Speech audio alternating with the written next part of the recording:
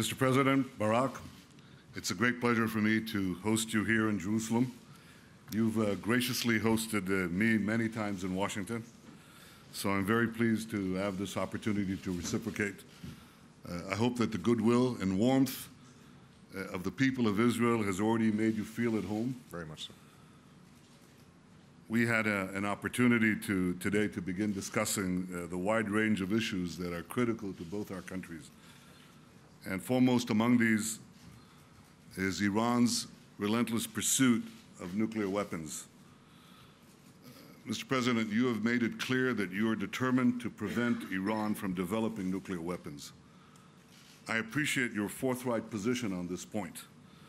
I also appreciate that you have noted that you have acted to thwart this threat, both through determined diplomacy and strong sanctions that are getting stronger yet. Notwithstanding our joint efforts and your great success in mobilizing the international community, diplomacy and sanctions so far have not stopped Iran's nuclear program. And as you know, my view is that in order to stop Iran's nuclear programs peacefully, diplomacy and sanctions must be augmented by a clear and credible threat of military action. In this regard, Mr. President, I want to thank you once again for always making clear that Israel must be able to defend itself by itself against any threat. I deeply appreciate those words because they speak to the great transformation that has occurred in the life of the Jewish people with the rebirth of the Jewish state. The Jewish people, only 2 generations ago, were once a powerless people, defenseless against those who sought our destruction. Today, we have both the right and the capability to defend ourselves. As you said earlier today, the essence of the state of Israel, the essence of the rebirth of the Jewish state, is the fulfillment of the age-old dream of the Jewish people to be masters of our fate in our own state. I think that was a wonderful line that I will cherish because it really gets down to the essence of what this state is about. That is why I know that you appreciate that Israel can never cede the right to defend ourselves to others, even to the greatest of our friends. And Israel has no better friend than the United States of America. So I look forward to continuing to work with you to address what is an existential threat to Israel and a grave threat to the peace and security of the world. Mr. President, we discussed today the situation in Syria. We share the goal of seeing a stable and peaceful Syria emerge from the carnage that we have witnessed over the last 2 years. That carnage has already resulted in the deaths of over 70,000 people and the suffering of millions. We also share a determination to prevent the deadly arsenal of weapons within Syria from falling into the hands of terrorist hands. And I have no doubt that the best way to do that is to work closely with the United States and other countries in the region to address this challenge, and that is what we intend to do.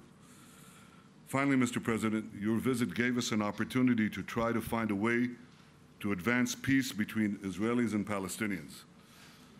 My new government was sworn in 2 days ago. I know there have been questions regarding what the policy of the new government will be towards peace with the Palestinians. So let me be clear. Israel remains fully committed to peace and to the solution of 2 states for 2 peoples. We extend our hands in peace and in friendship to the Palestinian people. I hope that your visit, along with the visit of Secretary of State Kerry, will help us turn a page in our relations with the Palestinians. Let us sit down at the negotiating table. Let us put aside all preconditions. Let us work together to achieve the historic compromise that will end our conflict once and for all. Let me conclude, Mr. President, on a personal note. I know how valuable the time and the energies of the American president, of yourself. This is the 10th time that we have met since you became president and since I became prime minister. You've chosen Israel as your first venue in your foreign visits in your second term. I want to thank you for the investment you have made in our relationship and in strengthening the friendship and alliance between our two countries. It is deeply, deeply appreciated. You have come here on the eve of Passover. I've always considered it as our most cherished holiday. It celebrates the Jewish people's passage from slavery to freedom. Through the ages, it has also inspired people struggling for freedom, including the founding fathers of the United States. So it's a profound honor to host you, the leader of the free world, at this historic time in our ancient capital. Mr. President, welcome to Israel. Welcome to Jerusalem. Thank you. Thank you. Well, thank you, Prime Minister Netanyahu, for your kind words and for your wonderful welcome here today. And I want to express a special thanks to Sarah, as well as your two sons, for their warmth and hospitality. It was wonderful to see them. I did inform the Prime Minister that they are very good-looking young men who clearly got their looks from their mother. Well, I could say the same of your daughters. This is true. Our goal is to improve our gene pool by marrying women who are better than we are. Mr. Prime Minister, I want to begin by congratulating you on the formation of your new government. In the United States, we work hard to find agreement between our two major parties. Here in Israel, you have to find consensus among many more. And few legislatures can compete with the intensity of the Knesset. But all of this reflects the thriving nature of Israel's democracy. As Bibi mentioned, this is our 10th meeting. We've spent more time together, working together, than I have with any leader. And this speaks to the closeness of our two nations, the interests and the values that we share, and the depth and breadth of the ties between our two peoples.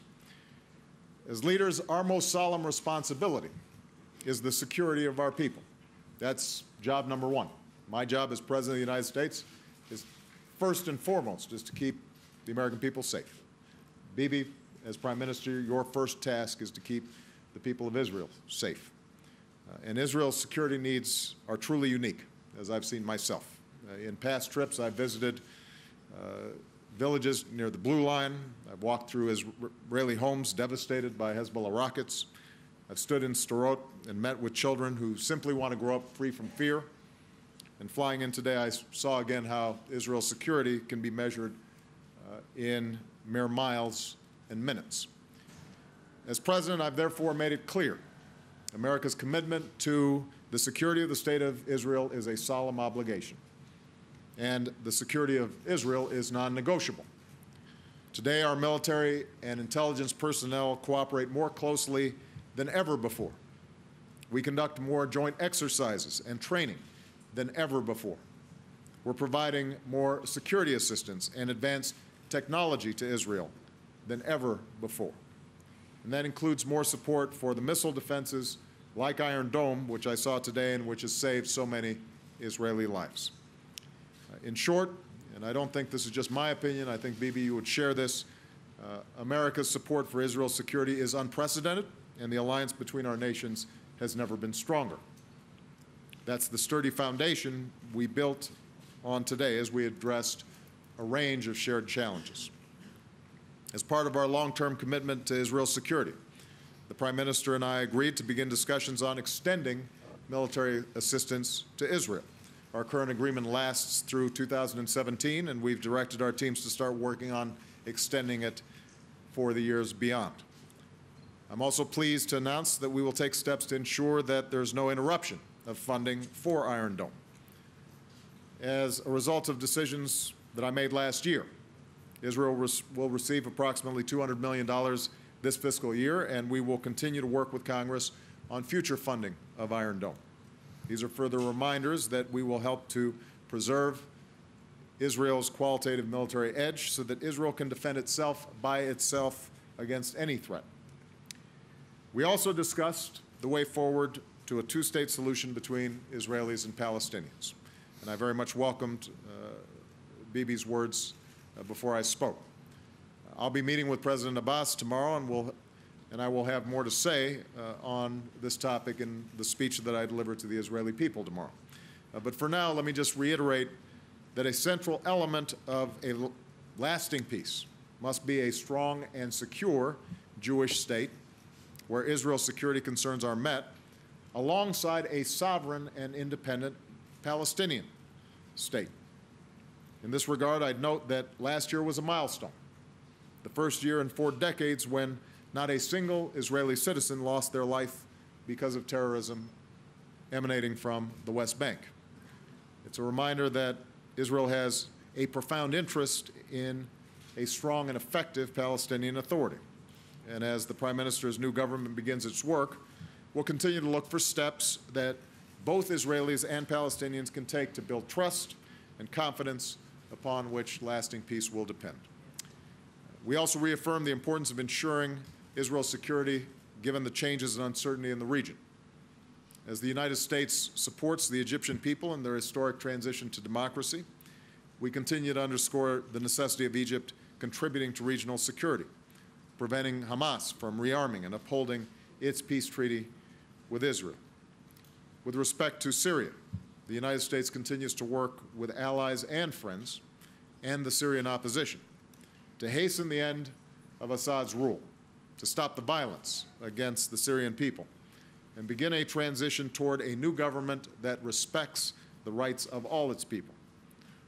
Assad has lost his legitimacy to lead by attacking the Syrian people with almost every conventional weapon in his arsenal, including Scud missiles. And we have been clear that the use of chemical weapons against the Syrian people would be a serious and tragic mistake.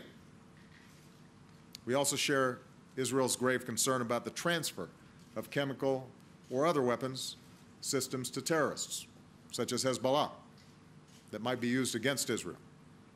The Assad regime must understand that they will be held accountable for the use of chemical weapons or their transfer to terrorists. And finally, we continued our close consultation on Iran. We agree that a nuclear-armed Iran would be a threat to the region, a threat to the world, and potentially an existential threat to Israel. And we agree on our goal. We do not have a policy of containment when it comes to a nuclear Iran. Our policy is to prevent Iran from acquiring a nuclear weapon. We prefer to resolve this diplomatically, and there's still time to do so. Iran's leaders must understand, however, that they have to meet their international obligations. And meanwhile, the international community will continue to increase the pressure on the Iranian government. The United States will continue to consult closely with Israel on next steps, and I will repeat, all options are on the table. We will do what is necessary to prevent Iran from getting the world's worst weapons. Now, meeting none of these challenges will be easy. It will demand the same courage and resolve as those who have preceded us. On Friday, I'll be honored to visit Mount Herzl and pay tribute to the leaders and soldiers who have laid down their lives for Israel. One of them was Yoni Netanyahu. And in one of his letters home, he wrote to his family, "Don't forget, strength, justice, and staunch resolution are on our side, and that is a great deal." Mr. Prime Minister, like families across Israel, you and your family have served and sacrificed to defend your country and to pass it safe and strong to your children, just as it was passed on to you. Standing here today, I can say with confidence that Israel's security is guaranteed because it has a great deal on its side, including the unwavering support of the United States of America.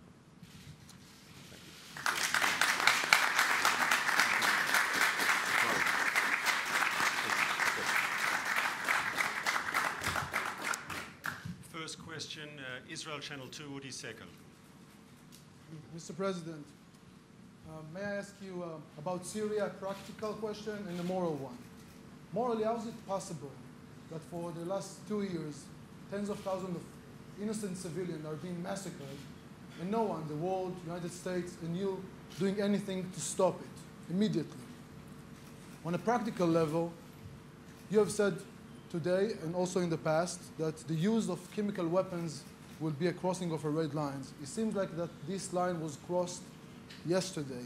What specifically do you intend to do about it?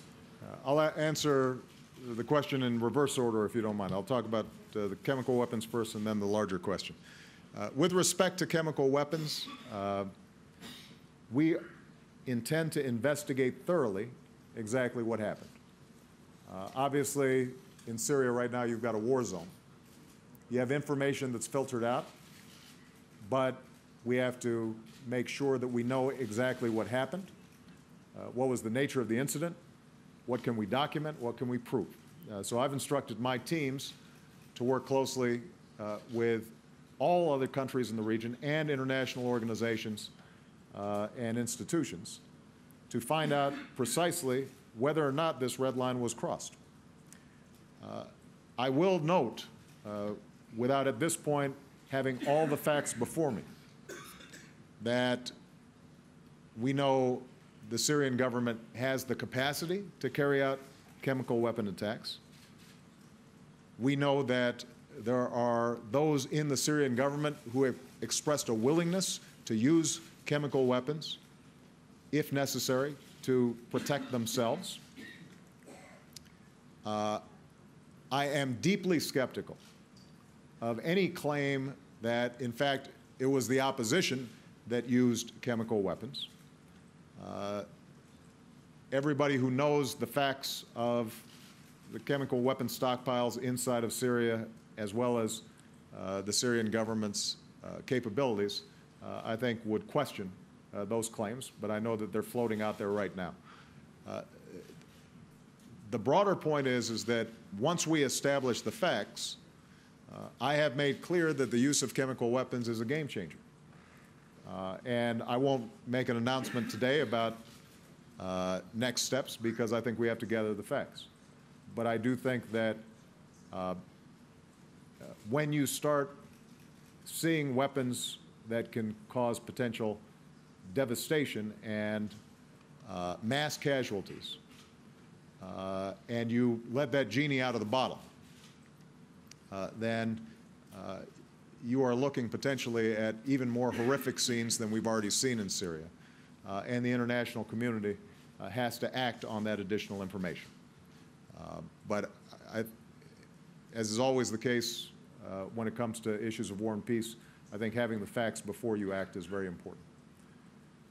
More broadly, as I said in my opening statement, I believe that the Assad regime has lost all credibility and legitimacy. And I think Assad must go, and I believe he will go. It is incorrect for you to say that we have done nothing. We have helped to mobilize the isolation of the Assad regime internationally. We have supported and recognized the opposition. We have provided hundreds of millions of dollars in support for humanitarian aid. We have worked diligently with other countries in the region to provide additional tools to move towards a political transition within Syria. If your suggestion is that I have not acted unilaterally, militarily inside of Syria, well, you know, the response has been, or my response would be, that to the extent possible, I want to make sure that we're working as an international community to deal with this problem, because I think it's a world problem, not simply a United States problem, or an Israel problem, or a Turkish problem. It's a world problem when tens of thousands of people are being slaughtered, including innocent women and children. And so we will continue to work in an international framework to try to bring about the kind of change that's necessary in Syria.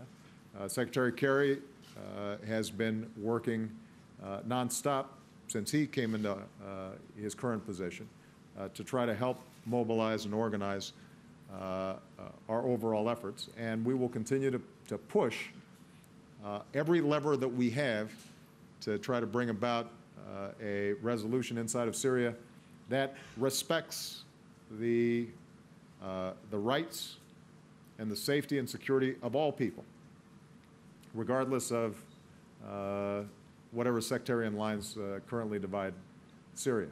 Last point I'll make, which is probably obvious, is this is not easy.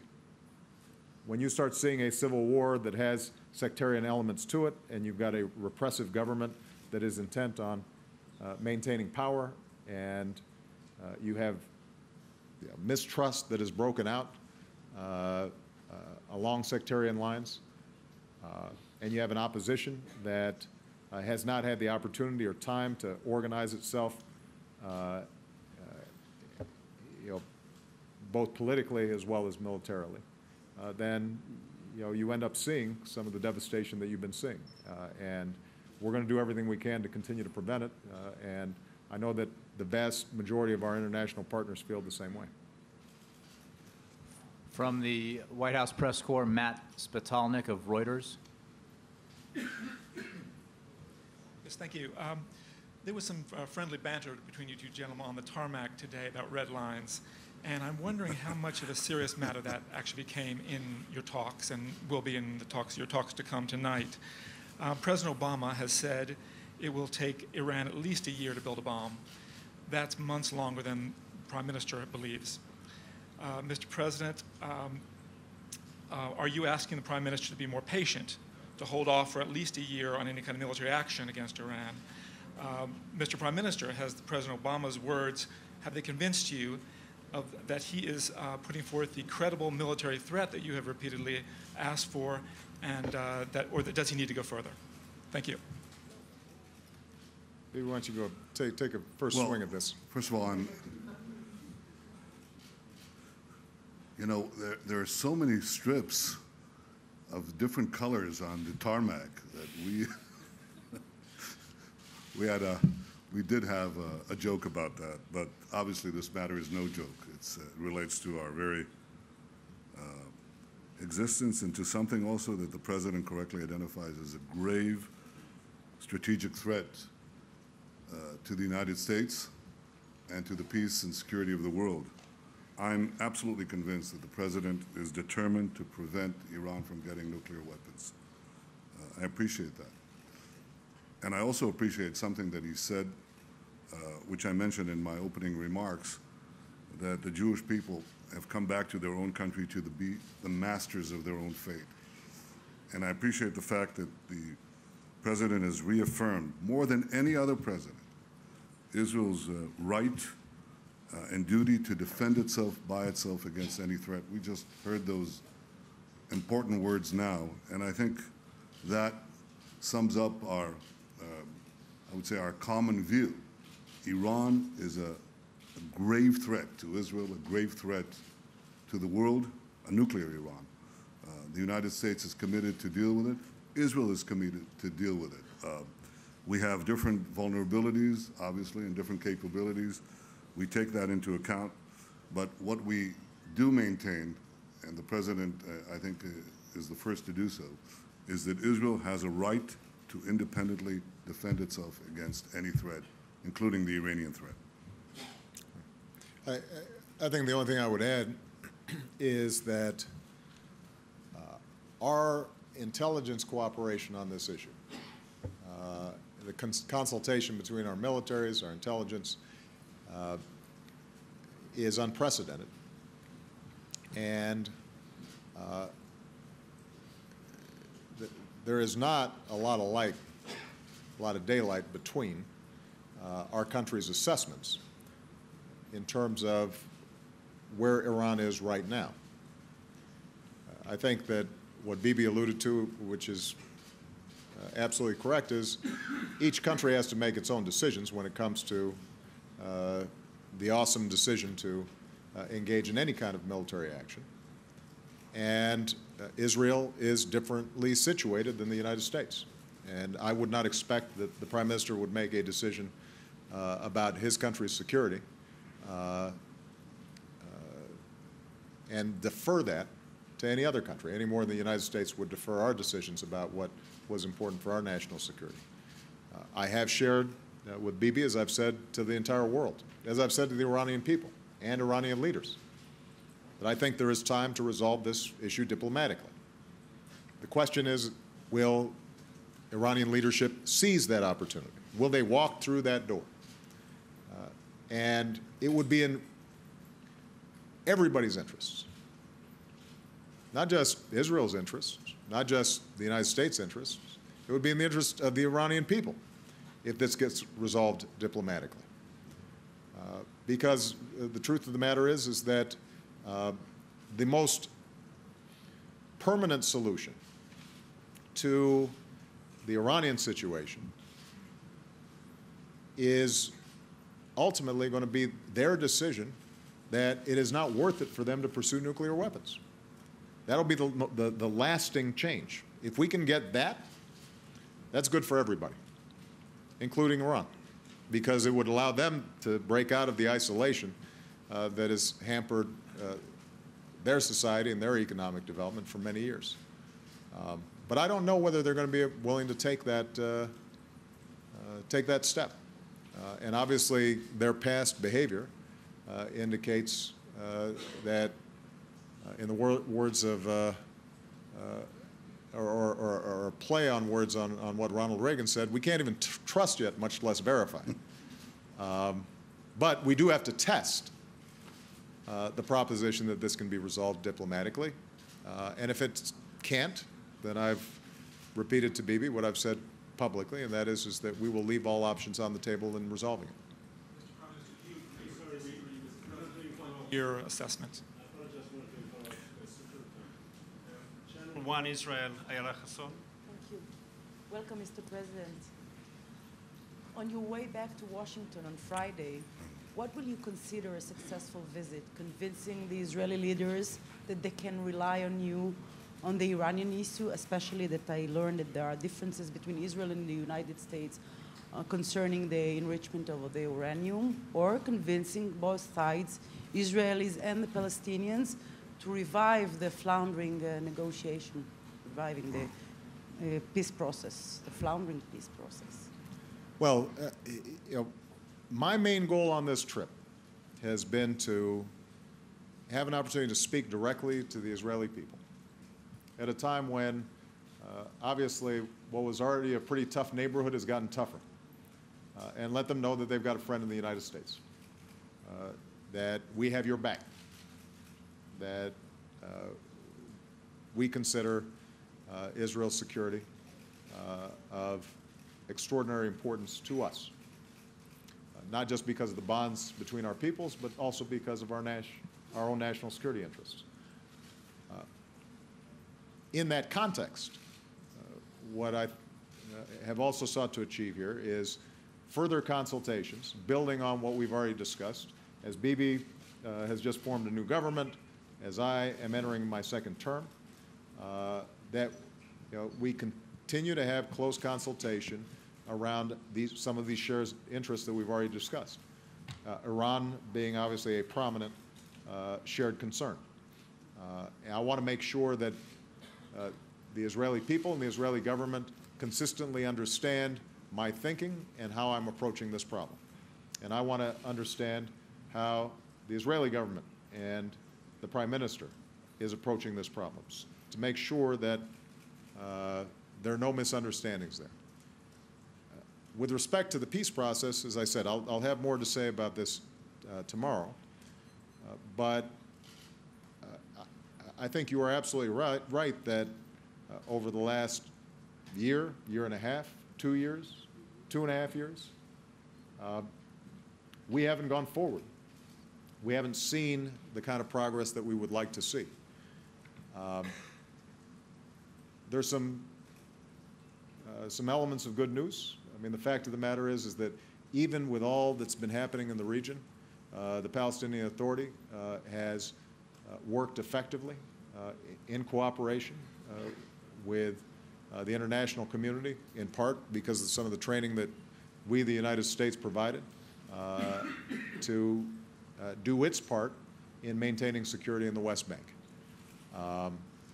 We have seen some progress when it comes to economic development and opportunity for the Palestinian people. But the truth of the matter is, trying to bring this to some sort of clear settlement a solution that would allow Israelis to feel as if they've broken out of the current isolation that they're in this region, that would allow the incredible economic growth that's taking place inside this country to be a model for trade and commerce and development throughout the region at a time when all these other countries need technology and commerce and jobs for their young people. For Palestinians to feel a sense that they too are masters of their own fate. For Israel to feel that the possibilities of rockets raining down on their families has diminished. That kind of solution we have not yet seen. And so what I wanted to do was listen, hear from Prime Minister Netanyahu. Tomorrow I'll have a chance to hear from Abu Mazen to get a sense from them. How do they see this process moving forward? What are the possibilities and what are the constraints, and how can the United States be helpful? And I purposely did not want to come here and make some big announcement that might not match up with what the realities and possibilities on the ground are. I wanted to spend some time listening before I talk, which my mother always taught me was a good idea. And so hopefully I'll consider it a success if when I go back on Friday, I'm able to say to myself, I have a better understanding of what the constraints are, what the interests of the various parties are, and how the United States can play a constructive role in bringing about a lasting peace and two states living side by side in peace and security. Thank you. Chuck Todd from NBC. Thank you, Mr. President, Mr. Prime Minister. Mr. President, I want to follow up a little bit on the peace process. You began your term, your first term, big fanfare, the Cairo speech to talk to the Muslim world, the decision to have a Middle East envoy early. You said you weren't going to let this slip to your second term. We're in your second term with the Mideast peace process. What went wrong? Why are we further away from a two-state solution? I know you said you want to talk more about this tomorrow, but I am curious to, what do you believe went wrong? Did you push Israel too hard? What do you wish you would have done differently? And Mr. Prime Minister, I want to help out my colleague over here on the follow-up that he had, which had to do with, do you accept the President's understanding that Iran is a year away when it comes to nuclear weapons? And then another question I had for you is, why do you Chuck, believe... how many you got? Do you guys do this in the Israeli press? You say you get one question and then you add like 5? Well, I'm helping him. I'm helping him with his You see how the young lady from Channel 1, she had one question? She was very well behaved, Chuck? I've got one for you. These are Talmudic questions. They have I thought I had 4 questions. reiterations. Passover starts in a couple days. I get 4 questions, right? Hey, look, this is not a kosher question, but don't hog it. No. I guess my question to you was going to be, why do you believe the Israeli people have not embraced President Obama the same way they embraced our last 2 U.S. presidents? Thank you. Okay. So you had to get a polling question in there right at the end, huh? Chuck, I mean, you're just incorrigible. Well, look, the opening premise of your question was that having failed to achieve peace in the Middle East in my first term, that I must have screwed up somehow. And I will tell you, I hope I'm a better president now than when I first came into office. But my commitment was not to achieve a peace deal in my first year, or in my second year or my third year. That would have been nice. What I said was I was not going to wait to start on the issue until my second term because I thought it was too important. And that's exactly what I did. I'm absolutely sure that there are a host of things that I could have done that would have been more deft and would have created better optics. But ultimately, this is a really hard problem. It's been lingering for over 6 decades. And the parties involved have some profound interests that you can't spin, you can't smooth over. It is a hard slog to work through all of these issues. I will add that both parties also have politics, just like we do back home. There are a whole bunch of things that I'd like to do back in the United States that I didn't get done in my first term. And I'm sure I could have been more deft there as well. But some of it's just because it's hard. And people disagree. And it takes, I think, a confluence of both good diplomatic work, but also timing, serendipity, things falling into place at the right time, the right players feeling that this is the moment to seize it. And my goal here is just to make sure that the United States is a positive force in trying to create those opportunities as frequently as possible and to be as clear as possible as to why we think that this is an important priority. Not only because of some Pollyannish views about can't we all get along and hold hands and sing Kumbaya, but because I actually believe that Israel's security will be enhanced with a resolution to this issue. I believe that Palestinians will prosper and can channel their extraordinary energies and entrepreneurship in more positive ways with a resolution to this issue. The entire region, I think, will be healthier with a resolution to this issue. So I'm going to keep on making that argument. I will admit that, frankly, sometimes it'd be easier not to make the argument and to avoid the question, precisely because it's hard. That's not the approach that I've tried to take, and there have probably been times where when I've made statements about what I think needs to happen, the way it gets filtered through our press, it may be interpreted in ways that get Israelis nervous, just like there are folks back home who sometimes get nervous about areas where they aren't sure exactly where I stand on things. That's why I always like the opportunity to talk directly to you guys. Hopefully you'll show the live film as opposed to the edited version. With that, I think you've got 4 questions to answer, Bibi.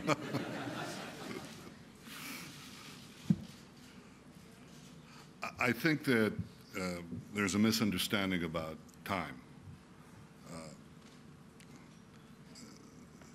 If Iran decides to go for a nuclear weapon, that is to actually manufacture the weapon, then it will take them about a year.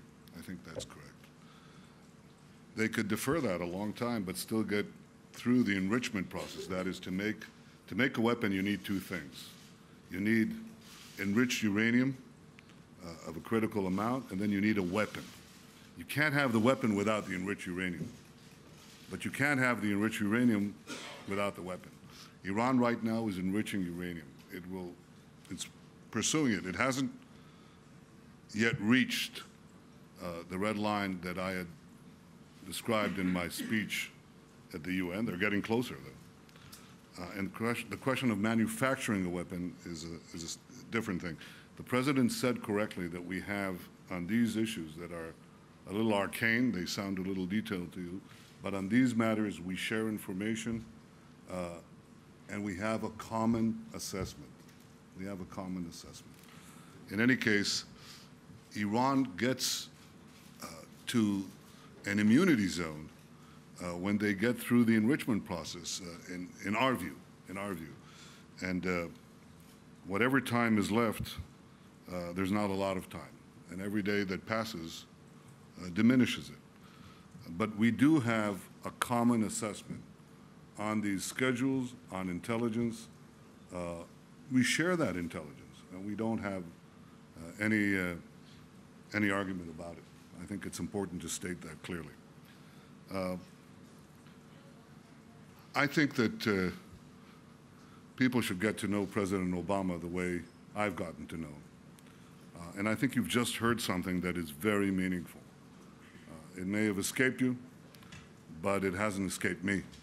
And that is the President announced that in addition to all the aid that his administration has provided, including Iron Dome, including defense funding for Israel during very difficult times, he has announced that we're going to begin talks on another 10-year process, arrangement, to ensure American military assistance to Israel. I think this is very significant.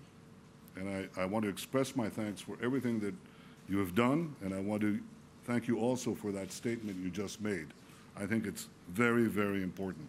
So I think Israelis will judge this by the unfolding events and by what is happening, what is actually taking place.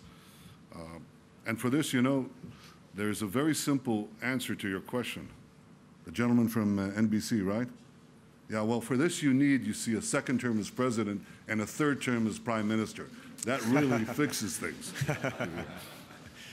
All right. Thank you very much, everybody. Thank you.